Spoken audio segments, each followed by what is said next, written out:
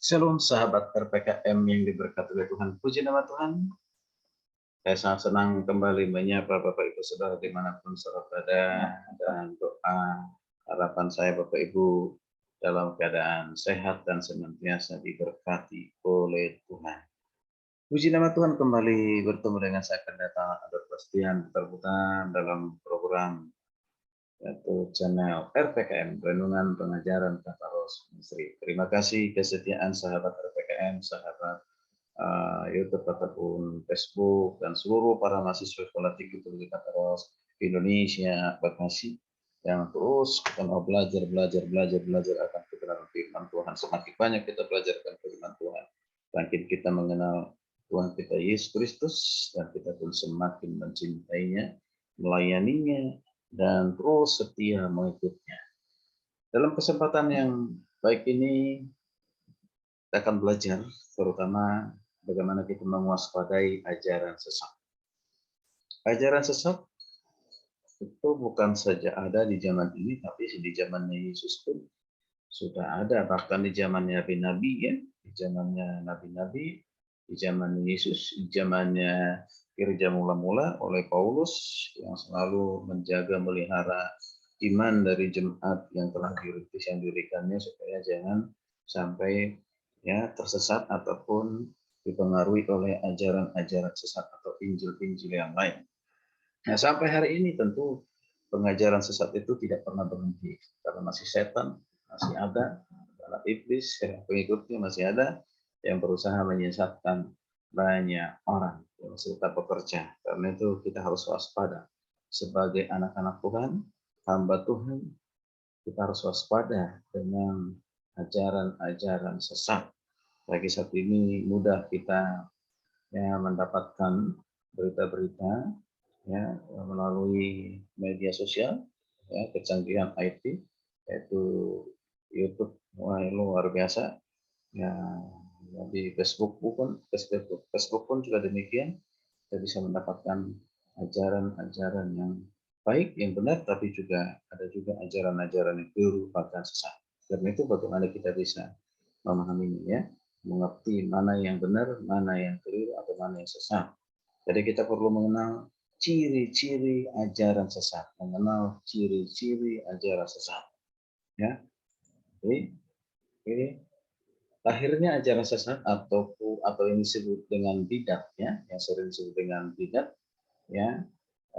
dalam sejarah gereja dapat dikatakan bahwa sejaman atau seiring dengan perkembangan gereja itu sendiri.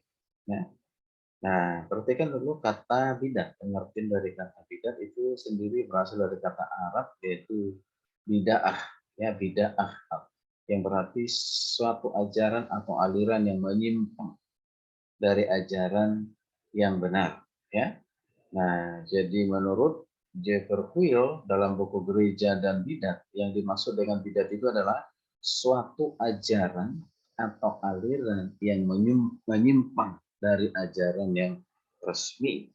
Ajaran yang resmi itu berarti diterima sebagai ajaran yang benar.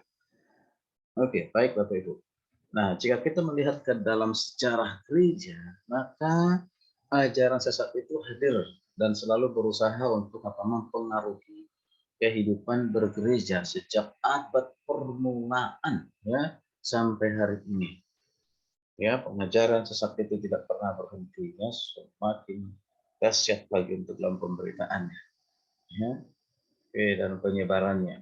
Dan faktanya sekarang pun beberapa aliran dan ajaran yang oleh gereja ditempatkan sebagai bidat, nyatanya tetap eksis karena mereka tidak lagi tampil secara sembunyi-sembunyi, melainkan dengan wajah yang sama sekali baru. Bahkan mereka mengikuti kecanggihan perkembangan, menyesuaikan, adaptasi dalam penyebaran yang menggunakan IT. Luar biasa. Bahkan mereka cukup bahkan menguasai IT demi penyebaran pengajaran-pengajaran mereka.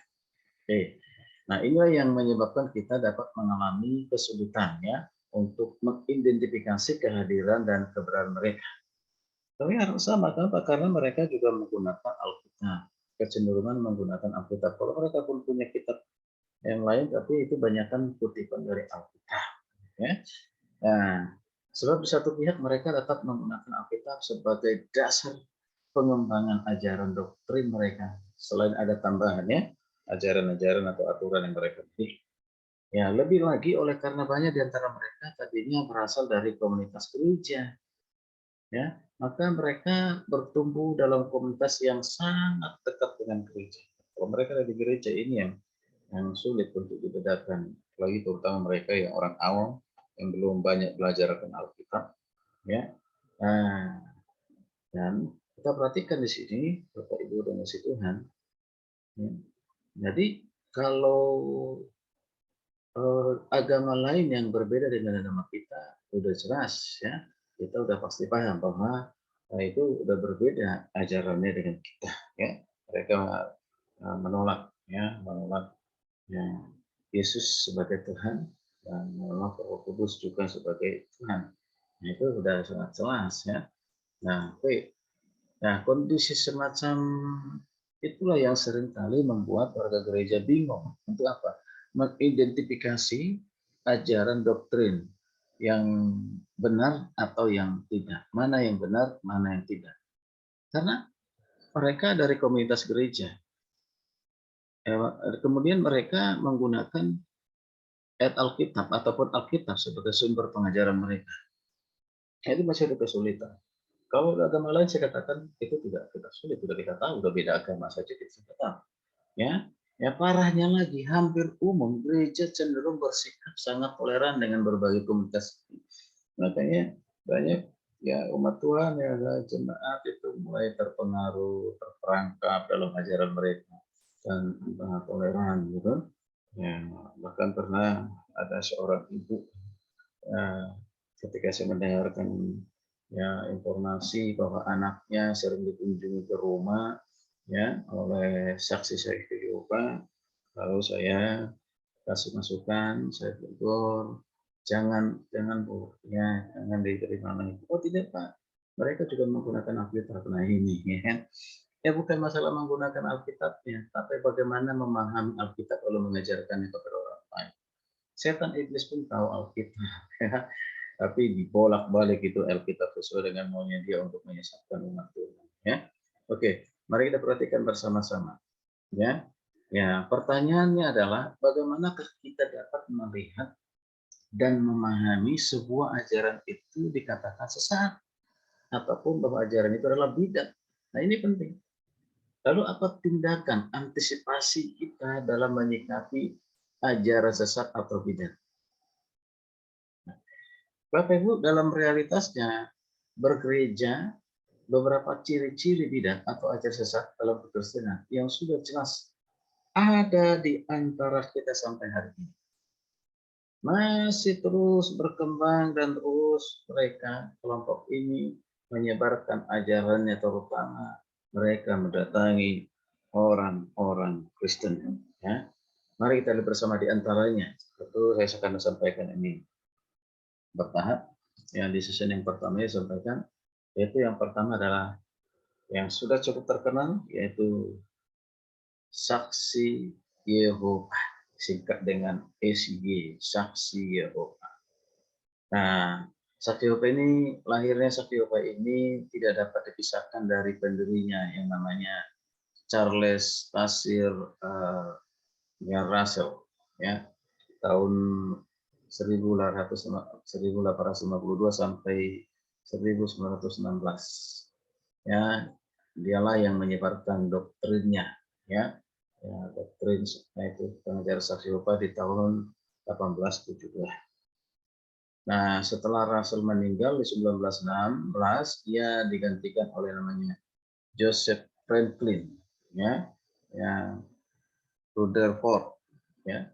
Dan pada tahun 1942 digantikan juga oleh Nathan Knoll, ya, Knoll, yang menyusul tahun 1977 oleh Frederick W. Franz, ya, tahun 1992, dan juga Milton G. Hensel, ya. Jadi kita perhatikan bersama-sama. Ya, SY, saya singkat dengan SY, ya, sangat menitikberatkan pekerjaan literatur, misalnya yaitu majalah. Biasanya mereka akan datang membawa, kalau berkunjung ke keluarga-keluarga Kristen, membuat namanya ada majalahnya Menara Pengawal. Ya, dikatakan sadarlah yang ini ya yang disebarkan secara luas, kalaupun dijual hanya dengan harga relatif murah dan punya daya tarik juga banyak yang gratis. Ya, dalam doktrin saksi Yehova yaitu apa? Tidak percaya Allah Tritunggal. Tidak percaya. Ya, pengajaran doktrin Allah Tritunggal. Kemudian juga tidak percaya kemahadiran Allah. Nah, selain itu, SIY ini tidak mengikuti Yesus Kristus atau tidak mengakui Yesus Kristus dan Roh Kudus sebagai Allah. Jadi tidak mengakui Yesus Kristus dan Roh Kudus sebagai Allah. Ya. SIY ini memiliki keyakinan bahwa keselamatan yang terdapat di dalam Yesus Kristus tidak memberi hidup kekal. Jadi itu. Lebih lagi, SIY ini menganggap bahwa kematian Yesus Kristus di kayu salib tidak dapat menebus dosa umat manusia, tetapi hanya menebus dosa Adam saja. Wow, inilah ajarannya. Kayaknya kita sangat hati-hati, bahaya sekali. Ya, nah, oke. Nah, perhatikan lagi ajaran-ajaran dari Sakti Yehova ini tentang hari kiamat. Ya, mereka mengira bahwa kedatangan Yesus yang kedua kalinya dapat diketahui dengan cara menghitung, yang ada hitung-hitungannya. Nah, sebab itu mereka meramal bahwa dunia akan kiamat pada tahun 1874, tetapi hal itu tentu tidak terjadi. Ya, tidak diramal lagi ya. Kemudian mereka meralatnya menjadi tahun 1914.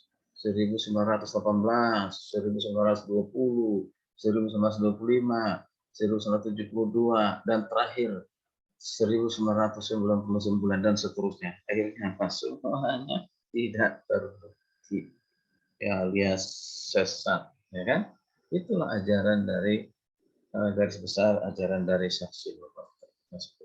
Puji Tuhan, kiranya ini boleh bermanfaat bagi Bapak Tuhan. Kita akan lanjutkan di season berikutnya, yaitu waspada ajaran sesat di part 2. Ikuti terus supaya kita bisa memahami ciri-ciri ajaran sesat atau bidat. Shalom, Tuhan Yesus memberkati kita semua.